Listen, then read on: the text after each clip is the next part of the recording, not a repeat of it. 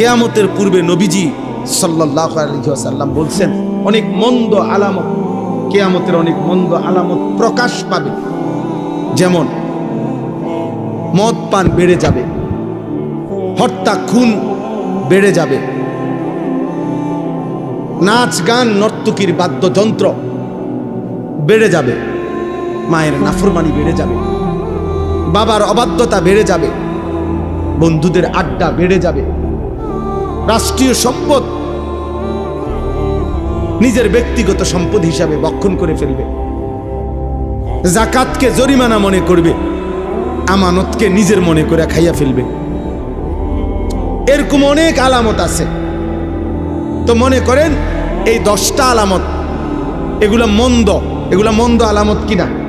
কথা বলে না আল্লাহর নবী সাল্লাল্লাহু আলাইহি ওয়াসাল্লাম এগুলা বলছেন, এগুলা প্রকাশ পাবেই পাবে কিয়ামতের পূর্বে। এখন এগুলো আছে কিনা বলেন তো?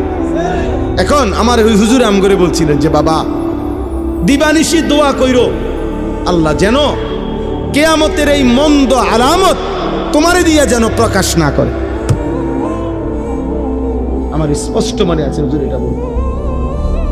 মনে করেন এটা কিয়ামতের আলামত যে কিয়ামতের পূর্বে মায়ের নাফরমানি সন্তান বেশি করবে, তো আল্লাহর কাছে চাইতে হবে মাওলা ওই সন্তান আমারে বানায়েন না যে সন্তান তার মার নাফরমানি। কিয়ামতের পূর্বে মদ নেশা জুয়া বেড়ে যাবে। হুজুর বলতেন দোয়া করবা আল্লাহ আমারে সেই যুবক বানায়েন না যে মদ পান করবে, নেশা করবে, জুয়া খেলবে। তাহলে কিয়ামতের এই চিহ্ন তো আপনি আমারে দিয়ে দেখাইলেন, আমাকে দিয়ে দেখাইলেন।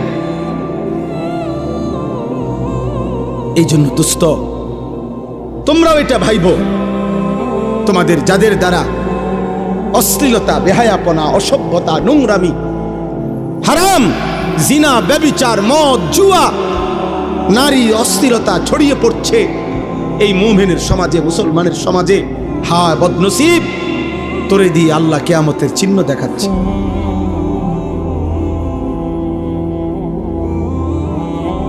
তোমাকে দিয়ে আল্লাহ তাআলা কিয়ামতের চিহ্ন দেখাচ্ছে। বেঈমানের অনুসরণ বেড়ে যাবে। আজকে তোমাদের যাদের চুল কাফের মুশরিক বেঈমানদের মতো এই বিশ্রী বিকট, হায় দুর্ভাগা, তোমারে দিয়েই তো আল্লাহ কিয়ামতের চিহ্ন দেখাচ্ছে।